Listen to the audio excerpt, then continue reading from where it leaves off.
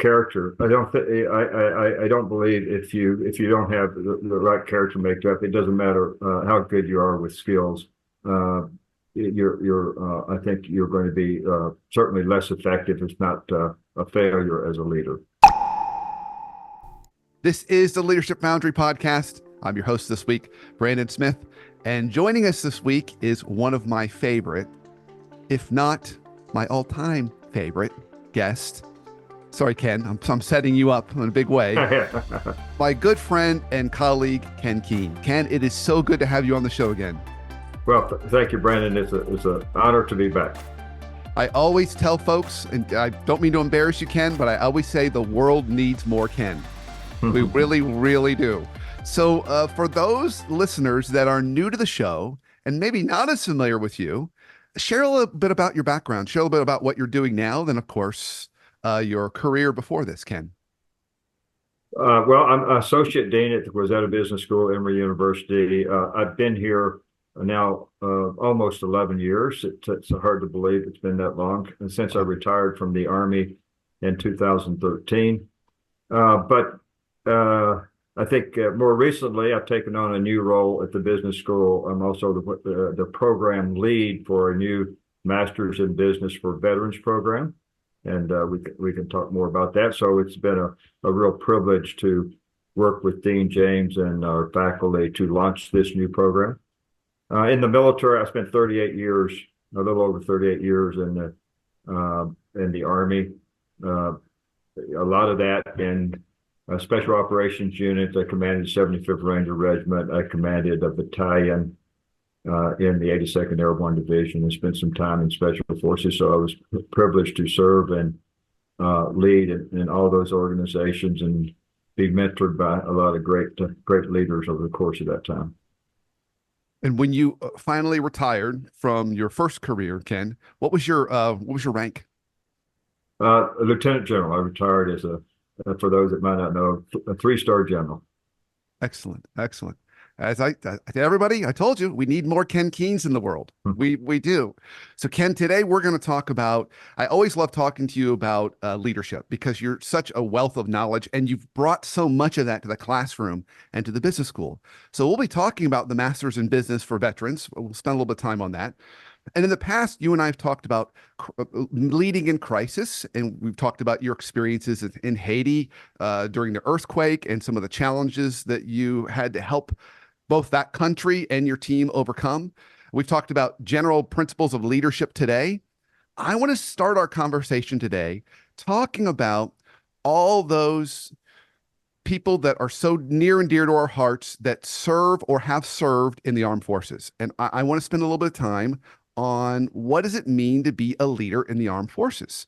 So maybe a good starting place, Ken, when you think about, I know you were in the Army, but I also know you've been exposed to other branches of the armed forces. What are some of the leadership experiences or leadership training that people get when they serve in the military? Well, leadership development training is sort of a core to serving in our military, where you come into the military as an enlisted soldier through a basic training and advanced individual training. Ultimately, you're going to receive leadership development training. And of course, officers going through our military academies as well as our university reserve officer training programs. But there are 3 components to leadership development training, the way I like to think of it. And those 3 components are, leading self or developing yourself. I mean, that's a sort of fundamental to leadership development and growing. And so that's embedded in all those areas I talked about.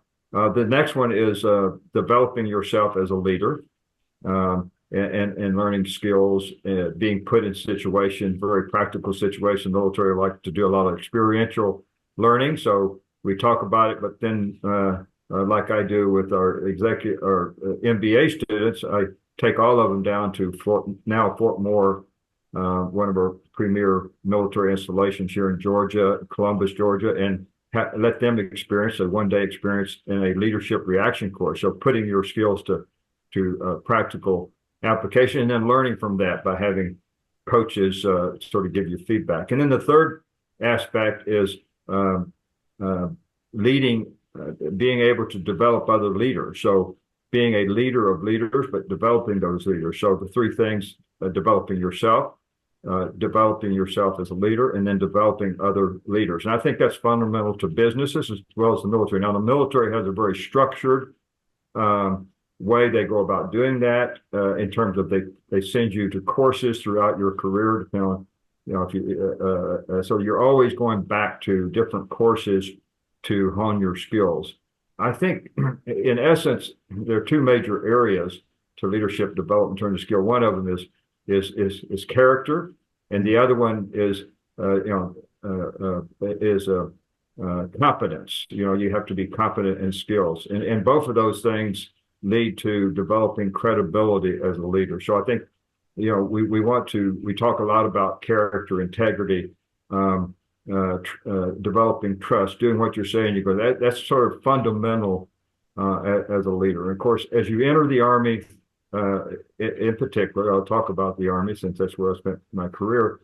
We have 7 core values, and as we know, I believe, and many businesses believe, having a set of foundational values that you believe in and that you rely upon to guide you is important. So we instill these values into all of our service members, but our leaders, obviously.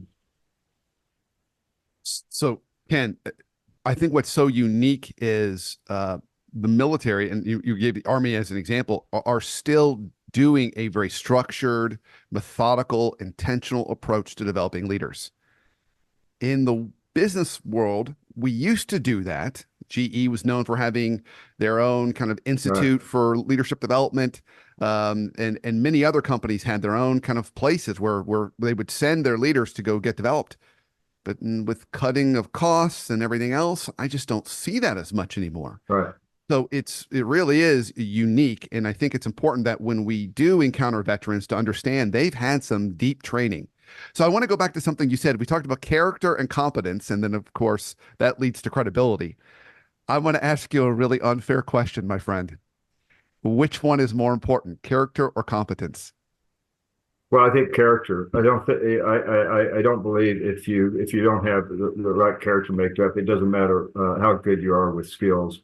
I think you're going to be certainly less effective, if not a failure as a leader. So developing character, and that starts obviously in very early in life, in your family, home, your interactions in school, and others around you. But I recently listened to our former Dean Erika James, her address at graduation ceremony, and she talked about, are leaders born, or are they, or can you learn to be a leader? And of course, it's both. Obviously you're born, but and there are traits, but you have to you develop as a leader. So you need to continuously work on, I think, leading with character.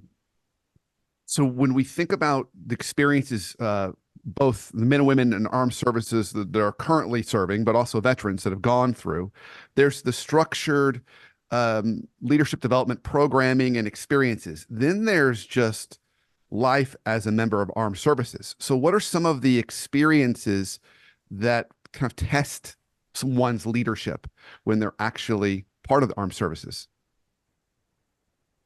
Well, I mean, every day, I like to say, as a service member, you're going to have to learn to serve and lead in peacetime and combat. We prepare for combat and readiness, and hope we're never having to have to actually deploy because of the cost associated with that. But you always have to be prepared. So the situations you're going to encounter on an everyday basis is trying to inspire and influence others. And I think one of the learning aspects is that our military are, of course, in terms of leadership, they will give you a position, or you will earn a position, whether it's an enlisted member as a team leader or a squad leader or as an officer. When you first come in, you might be put in a position as a platoon. So they're giving you a title, but as I like to tell leaders, titles don't necessarily give you the credibility to be recognized as the most effective leader. People aren't going to give you 100% and then some unless you earn the right to lead them.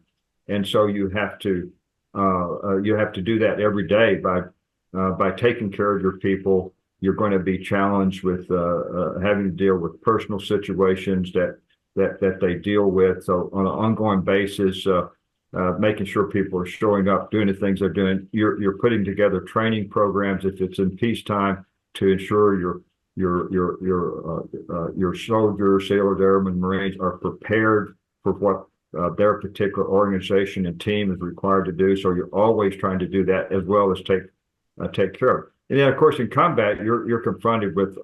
I mean, obviously, this week it serves as a stark reminder with the celebration of the 80th anniversary of D-Day, and I was privileged enough to go to the 50th anniversary, the 55th, the 60th, and the 75th anniversaries while I was in uniform, and then the 75th I had retired, but I went back with the Rangers to the point that President Biden is speaking on today, Point de Hawk. And I think, you look at those situations that generation faced, it is a stark reminder of what we ask our service members to be prepared to do every day. So we try to instill that in them in training, being ready on a moment's notice to go into harm's way. I'm going to ask one more unfair question, Ken. If a business leader is listening to this today and they say, I want some of that. I want some of that special sauce that our service members, veterans had experienced. What is something that any kind of business or organization can start to do or put in place to develop their own leaders? Well, I mean, like you, I've had the opportunity since I've been in Atlanta here to work with some businesses, and I think, unfortunately, a lot of them, whether they don't have the resources or set aside the time to develop the leaders, they have. I encourage all leaders to find time within your organization and your teams to devote to your people, and that can be nothing more than periodically having chats around a table over lunch or after lunch or at the end of the day, carving aside 30 minutes or hour to talk about development as a leader or as a team member. Talk about what's going well. Do what we call in the Army after action reviews, or talk about what's going well, what's not going well, and listening to those in your organizations at every level to try to improve the team and to develop a culture where folks feel empowered to help make the team and the organization the best you can. So even without a lot of money and resources and time to have a formal program, you need to do everything you can to help encourage leadership development of the individual, development of those leaders. And if your organization is going to grow and thrive and continue to be high performing, you need to recognize and be able to develop high potential individuals in your organization. You need to mentor them, and you need to help them achieve their own individual goals. So I think you don't necessarily need, formal programs, although those help. I mean, whether you're sending them off to companies or consultants to do formal programs, or if you're not, just do what you can to help those around you develop. Yeah, I think you made that so simple and important for us. Carve out some time and be intentional about it. Just create space for people to either reflect or have mentorship conversations. So yes, it can be programs, but it can also just be creating that time. And most organizations don't do that. Everyone's running from fire to fire, and they don't pause and say, let's reflect. Let's do an after action review on ourselves. What could I have done differently or better to improve? So just creating that intentionality. And I don't think it's necessarily solely upon the CEO or the COO or the executives to do this. I tell MBAs, when you walk in an organization, wherever you walk in, you can do this. I mean, you can take it upon yourself to gather a few of your teammates around and say, hey, let's talk about what's going right or what's not going right, or your experiences, my experiences, where I'm at in my and growing as a leader.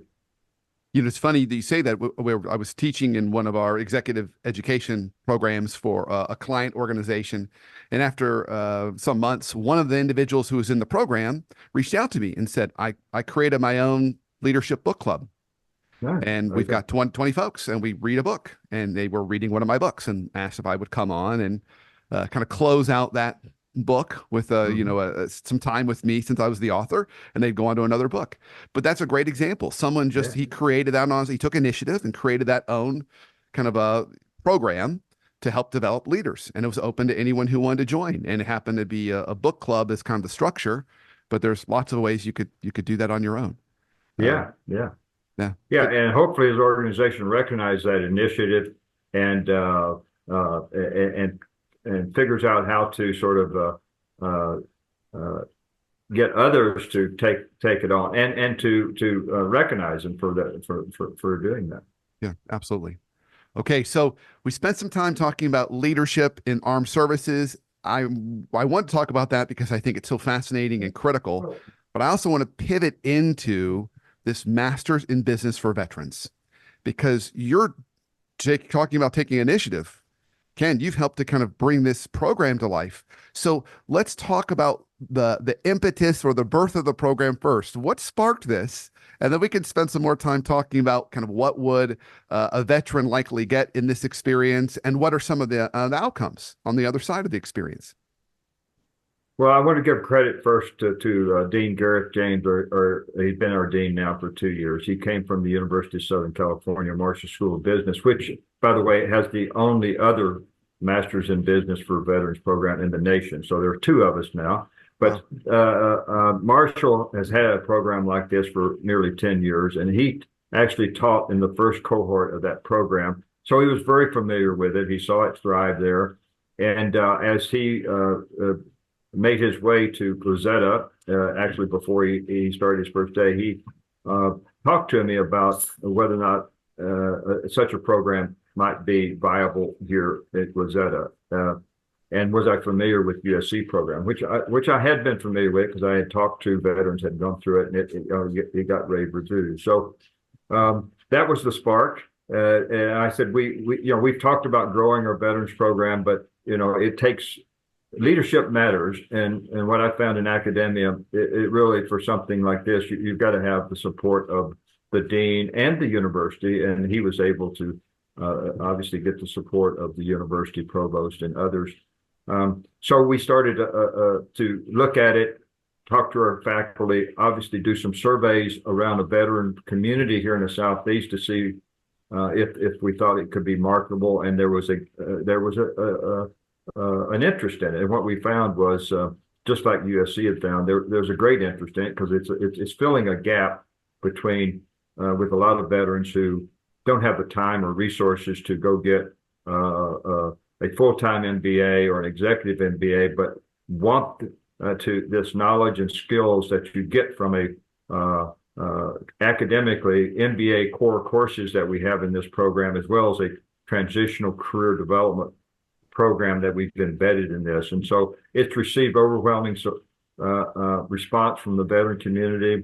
So it started a little over 2 years ago, the planning and all the things you have to do to launch a new program. And we recruited over the last year. And today we have 31 students that started on 15 May, and they're this next weekend will be their second full academic weekend of 11-month program, where they meet every other weekend. They come to class on all day Friday from 8 a.m. to 6 p.m. and all day Saturday, 8 a.m. to 6 p.m. And so, as you're well aware of an MBA curriculum, that's pretty intense. It is.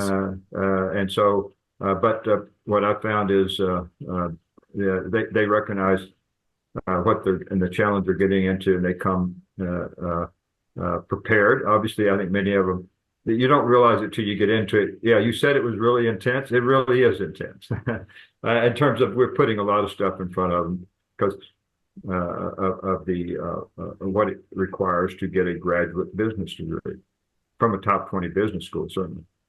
And you made a point that I want to come back to. 11 months.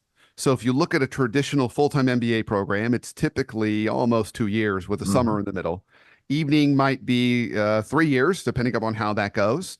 Some Right. executive MBA programs have been skinny down to 18 months, but 11 months is, while intense, is a very efficient experience, powerful Yeah. experience. Yeah. So it has 31 graduate credit hours in these 11 months. And so that's why we need to spend 8 a.m. to 6 p.m. on Fridays and Saturdays every other weekend to get all the time in it. And it contains all the core courses of your MBA program. So it's the same professors, same course numbers. So it has 24 credit hours that are core MBA courses. The economics, the accounting, the strategy, the marketing. Same professors that taught you here at Rosetta, and many of them are teaching in this program. And in addition to that, we have part of this program a career development program where this is something different than an MBA, and that we work with these veterans to help them transition wherever they're at in their career and their life, whether they're just getting out of the service or they've been out for 10, 12 years and are still transitioning from one thing to another. And we give them a career coach. We work with them on basic skills like, okay, let's make sure your resume is tight and articulates what you want to where you want to go with your career. Make sure your social media LinkedIn profiles are right. Make sure you can give an elevator pitch. Make sure you're prepared for interviews if you're looking to go interview.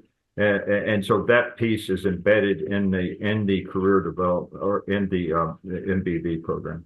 So it really not only equips them with the skills and helps them translate some of their leadership experiences they had in the military to civilian world, but then they're also kind of given a bridge to find some of those opportunities.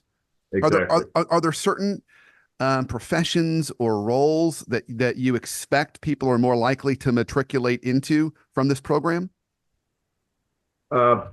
We have obviously talked to our colleagues at the USC Marshall School of Business and looked at their 10 years of data.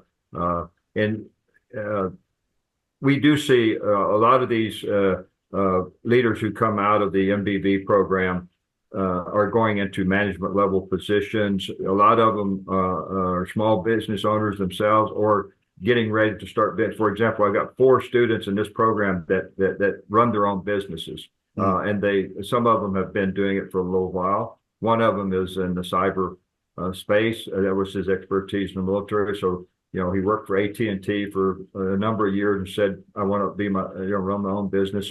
But he found he needed these business skills to really take his business and grow it. So that's why he's coming to this program.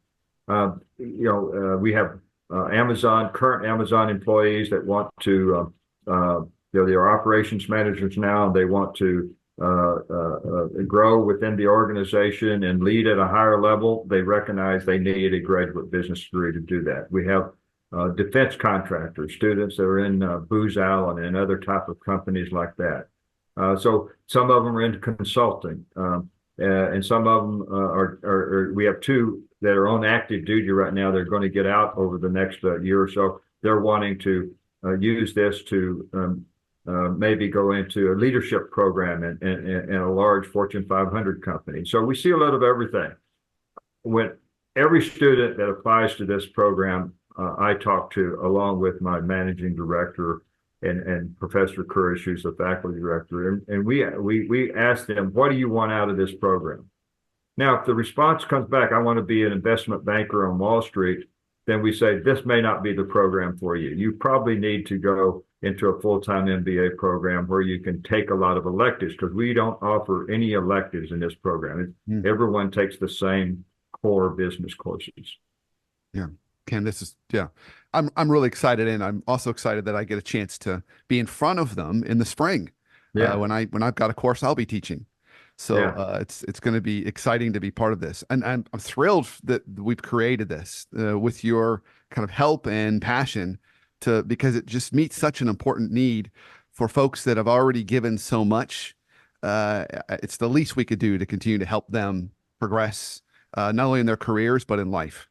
So thank you from me and many others for being a spark to making this happen. And one of the, I think, great things about this program is that because it's 1 year, and we can offer this to, if a veteran has 100% of their VA benefits, which means they would be qualified for a program that the VA runs called Yellow Ribbon Program, which the Emory University is a major supporter of, and we give the VA will match how much money we give. The veteran can go to this tuition free. So if they have 100% of the VA benefits, they can go to this school. And then we have a military fellowship program that we're helping scholarship veterans to obviously help them financially if they don't have 100% of VA. So we're trying to offer this obviously to the veterans at a point where the financing of it doesn't become a major obstacle. Yeah, one more way we can say thank you. Yeah, exactly. So Ken, I know we're getting close on time here. So if someone's listening to this right now and maybe they're a veteran and they're interested, or they've got a family member or a friend and they think this would be perfect for them, but where can they go to learn more about it? I would tell them the easiest way is just to directly reach out to me, Ken, Ken.Keen, Keen @emory.edu. They can also just type into Google Masters in Business for Veterans Program, Emory University, and it will pop up in their search. And we have a website that they can go on. They can find out more information. But certainly, if they were to send me an email, I can give them all the information they need. We will be opening applications for the next Cohort 2. We're obviously just launched Cohort 1, but Cohort 2 will begin classes on May 15th, actually May 14th, 2025, and we will open applications in August for that cohort. Great. So timing of this is perfect. Yeah. This is great. Ken, as always, thank you for coming on. Thank you for all your service. I was a Boy Scout, and I one of the big Boy Scout mottos was you always leave your campsite better than you found it. That summarizes your life so well, my friend. You're always creating new things and trying to make the world around you better. As I've said before, we need more Ken Keens.